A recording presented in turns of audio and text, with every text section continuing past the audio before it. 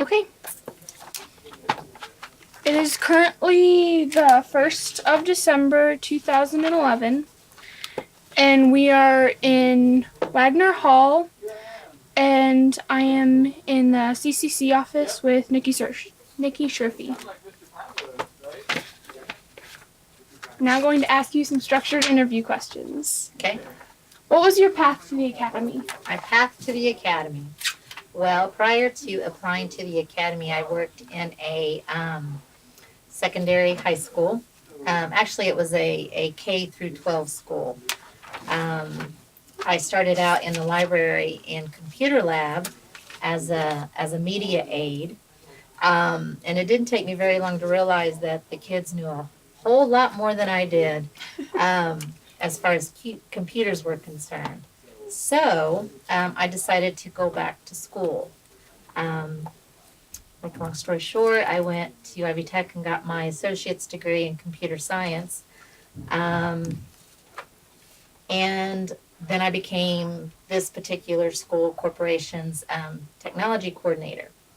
I did that for about a year and a half. Realized that I hated computers, but loved the whole high school, aspect as far as just the kid. Actually, it's you guys. I like the energy that you guys bring. It's always exciting, whether good or bad.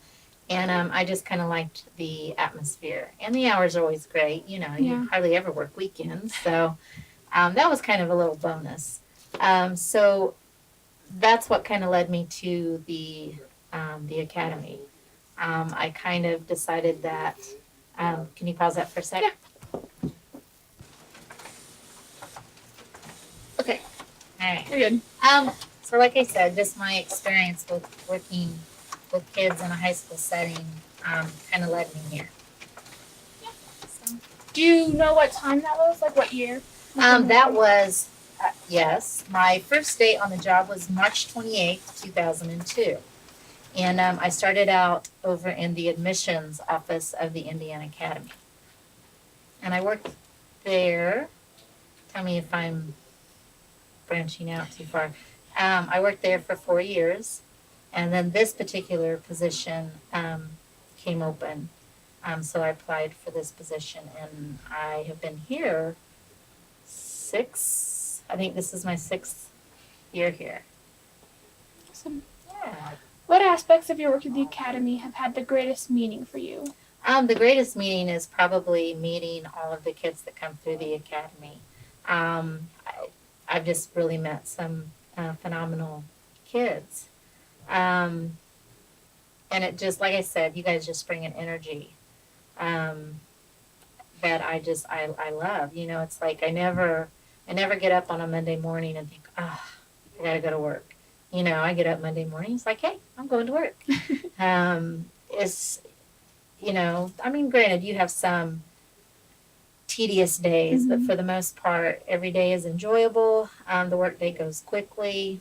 I'm proud of what we do here. I'm proud of you and everybody else that's here. So, and I'm not sure if I answered your question, but there you go. What do you wish you had known about the academy before you began working here? What I wish I would have known? It's going to be so tough. Nothing. It's what I thought I knew and once I got here, it wasn't what I thought it would be. Actually, it was much better. So. What were your expectations compared to the reality? My expectations. Well, that's funny because my expectations, obviously before I got here, this was the gifted and talented school. So I thought I was going to be thrown in with all of these kids who used words that I'd never even heard of or probably couldn't even pronounce. I just had this image in my head of the type of the students that came here. They would all be wearing business suits, carrying briefcases, very rigid and kind of cold. You know what I mean? And that is not, that's not what it was. So, Awesome. How does the social dynamic of the academy workplace compare to that of your previous workplace? ugh. Well, I will say that the academy in general, as far as an employee working here, um, everybody is very friendly and down to earth, which is, I guess, kind of a surprise considering the gifted and talented aspect. Um, Everybody's friendly. Um, and there's a lot of flexibility here. I mean, I've been very fortunate to work with people that realize that, the academy is not the only thing I have going on in my life. Mm-hmm. And that they've always been willing to work with me in terms of adjusting my schedule if need be, and just I don't know, caring, that I do have a family and other obligations. Don't get me wrong, I still have, to put in my 40 hours, each week, but just the whole flexibility and understanding with the people that I work with. Awesome. How do you think having worked at the academy will affect your future? Well, affect my future. I'm thinking that hopefully the experiences that I've taken from working here, and the kids that I've met, if there ever comes a day where I need to move on, that I can take these experiences and it will help me, maybe, I don't know, rise the ladder in some regards in another position. Have you noticed any characteristics of the children here? Well, yes. I told you before I started working here what I thought the students here would be like. You guys are typical of probably every high school in America, which I find to be quite remarkable. With every large group of high school, you've always got your drama and your cliques, so to speak. You got those that are, your athletes, and you've got some that are very, they're into building robots or, very science oriented. You got your girls who are boy crazy and you know what I mean. And I guess that's the same here as well. But the difference is that 100% of you are goal oriented in the sense that you are going to college. You're educationally goal oriented, and that's probably not typical of most high schools. But in terms of just characteristics and kids being kids, teenagers being teenagers, and just the different cliques, the same as any other traditional high school. Okay. What unique qualities does the academy as a whole possess? Oh, a lot. I don't know. I mean, I think in terms of stages in your life, I think for one thing, I think the academy learned you self-discipline. I think it helps you with your time management. I think it also helps you not to take certain things for granted. I think one, you came here knowing that it was going to be a challenge, but I don't think students really understand until they get here just what kind of a challenge it is. And I'm not talking about the rigorousness of the classes. I'm just talking about living with a roommate who may not shower. I'm talking, like I said, I'm talking about getting yourself out of bed. I'm talking about making yourself do your homework when really you just want to play video games all day. I think it's very beneficial, and not just in an academic way, but yet it is beneficial academically. A lot of our past students that I've spoke to when they've gone on to college, it's like their first 2 years of college. It's like, goodness, it was almost like repeating the academy. So I think transition-wise to that next step of your life, the academy is remarkable. In terms as a place to work, there's a lot of resources for me to tap into. I can, as a Ball State employee, I can take classes here at a discounted price. I was able to achieve my undergrad almost debt free by being an employee here. You guys inspire me, and a lot of my coworkers inspire me to better myself, um, in terms of education. Um, and like I said, the people here are really great, down to earth, and just wonderful to work with. That's exceptional. Okay. This is just a question I ask everybody. What is the most eccentric or odd thing that you've seen during your time at the academy? Eccentric or odd? Gosh. It was, what was that called? Skirts Friday, or the guys would wear skirts on Friday. Eccentric or odd? I don't know. I don't think this is eccentric, but I guess because I had 3 children that went through the whole high school, and like I said, I worked at a high school previous to this. It's funny, not funny, but ironic, odd when I'll walk through the lounges and I'll actually see a group of kids together that they're having discussions about something that happened in class, and I'm not talking about, oh, Mary, did you see what she had on? Yeah. I'm talking philosophical conversations about the topic of the class.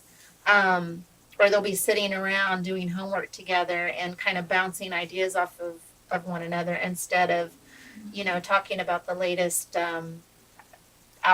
clothing trends or, or things like that. So I guess in that aspect I find it odd. Right. Would you change anything if you could? And if so, what? Would I change anything? Oh, I mean, if it was a perfect world, yeah. If I had the power and wanted to make everything perfect according to my viewpoints, well, yeah, but they'd be minor things. But in reality, knowing that, you're dealing with so many types of diverse individuals, and not just the students, but also the faculty, the staff. No, I think all things can be tweaked, and and I think all things we can thrive to improve upon to make things better. But do I think that there's anything really broke? No. Actually, I am going to get that. Is that all right? Yeah. Hey. So the next question would have to be, what significance does it make, if any, that the Academy is only a 2-year school with people who are largely unfamiliar with each other? Repeat the question, please. What do you think is the significance that the Academy is only a 2-year school with people who don't know each other coming in? The significance?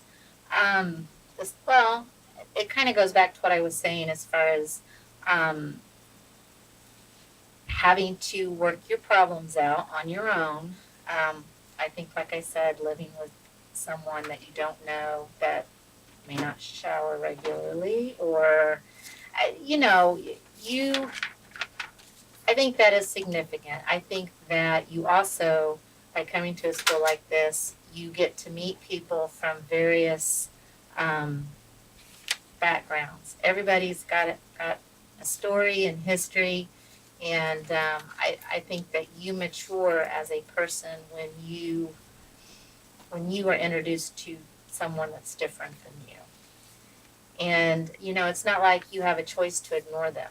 This is kind of a small little place. So I would say that probably almost everyone in your class you've had some kind of dealings with. You kind of know, and I think it's good to be exposed to diversity, people, their backgrounds, their philosophies.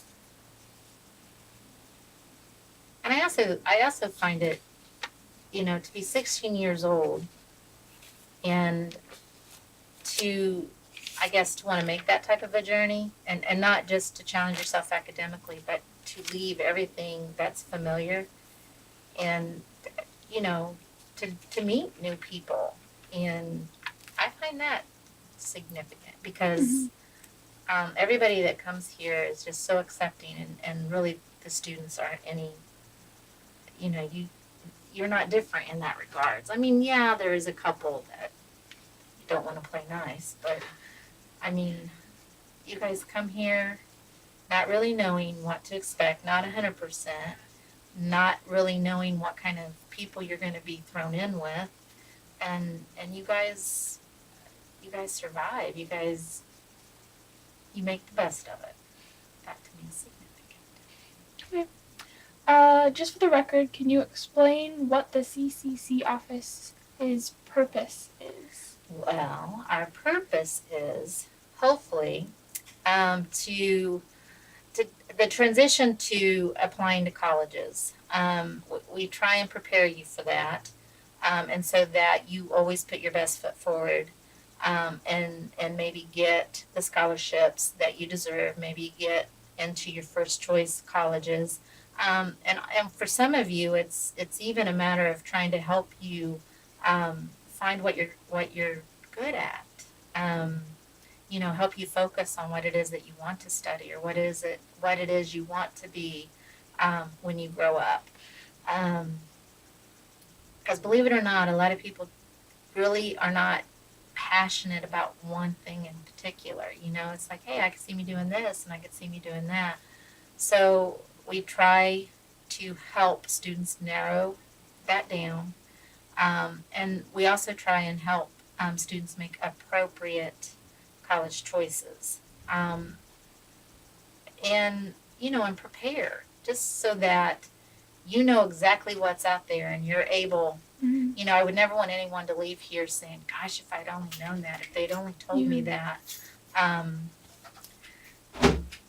think, that's our goal, is to make sure that you have all the resources available to you and all the information that you need to make the best choice possible in terms of your future.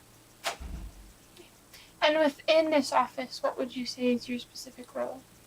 Well, it's kind of evolved since I first. Sorry.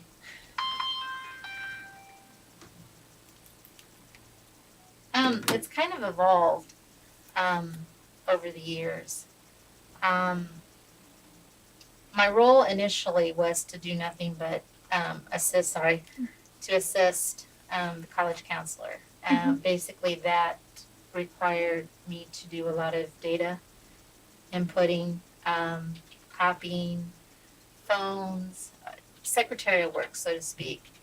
And then it's kind of evolved in the aspect that, I still do a lot of those things, but I actually now meet with students, counsel students, directly help out with the college application process and also the scholarship. I also, since I've been here, we've got the newsletter that I put together. And then I also proctor and take care of all the AP exams. So, and I don't know, and I thank Mr. Patterson a lot for that, because he has, one, been a good teacher, and two, has allowed, given me more responsibility, which I wanted, more interaction with you guys. And he has given me that, and I appreciate that. When did the newsletter start? Probably, I'm going to say 3 years ago, is when we probably sent out the first newsletter. How has the purpose of the office changed at all, if it has? Well, I wouldn't say that it's changed, but I will say that over the years, things have been tweaked a little bit. It's kind of like you take what you do and you kind of listen to what other people have to say. You have to be open-minded sometimes, and you have to realize you're always going to have those people out there that are never going to have anything positive to say, no matter what. But you do your thing, what you feel is important or necessary, and you kind of look at it afterwards and see what works and what doesn't, and you kind of tweak.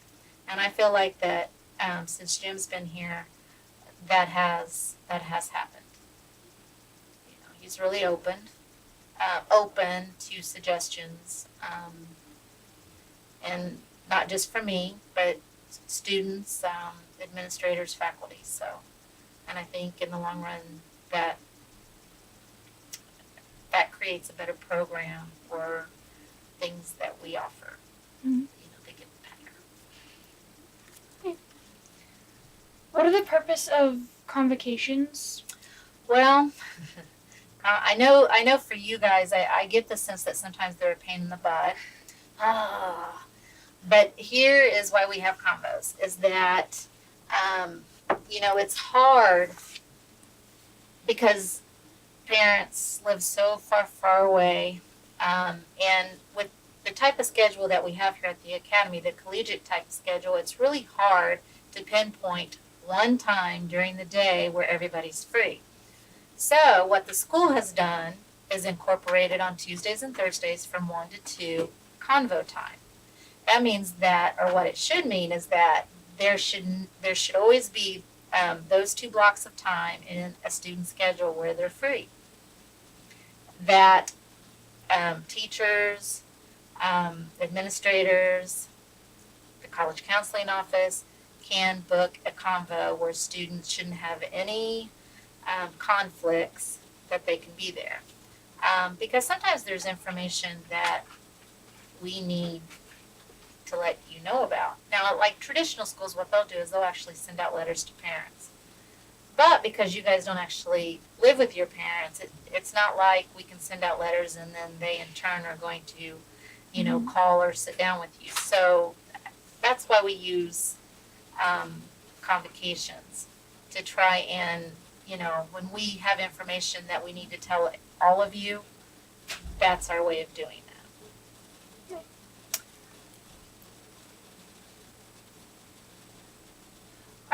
Have the counseling sessions for juniors and seniors always been mandatory? Um, I need to stop it. Please, sorry. Okay.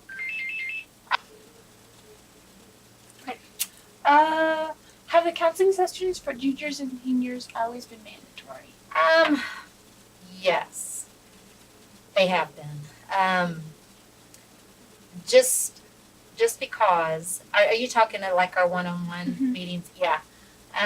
Yes. And we try and document also the times and the dates in which we meet with students. And that kind of goes back with accountability. I don't want anybody to leave this place, and I'm sure Jim doesn't either, where someone said or says, well, they didn't tell me that, or, well, I didn't know that. So I think, yes, they are mandatory because it's very important that we sit down face to face and tell you those things that you need to know. Okay, and that's also, if you ever notice, like when we sit down with you one-on-one, we have papers that we have, sheets, and we kind of write stuff and make notes,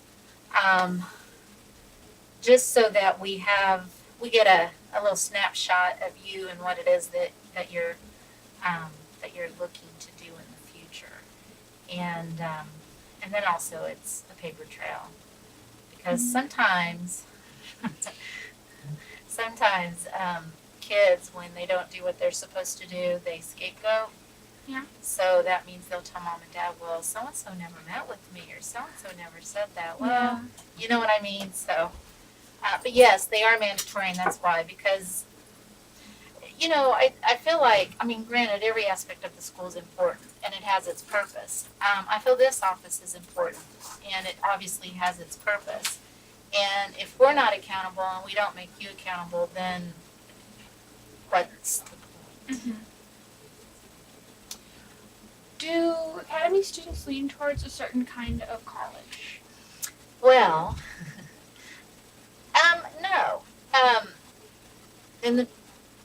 It's, I think for a percentage of some of the students that go here, their dream, for whatever reason, whether it's cultural or just a status thing, they look at applying to the Ivies, so you always have that group of kids. But I would say over the years that I've seen I've seen a lot. I mean, there's really no rhyme or reason. I would say that the biggest reason why kids apply to the schools they apply to is because it offers what it is they want to study. That's the biggest thing. And those kids that really aren't sure tend to gravitate towards big liberal arts university just so that they, can figure it out. Take a variety of classes in order to figure out. And then, to be quite honest, as far as those, now they apply to an assortment of different types of colleges, and I would say that the average student probably applies to about 7 colleges. Now, where they actually go, once again, it depends on what it is they want to study and what that school can offer them in terms of that. But then also money, sometimes you really might want to go here, but this school who offers the same thing is offering you a much attractive scholarship package. So, I think I'll go here. Yeah. Okay.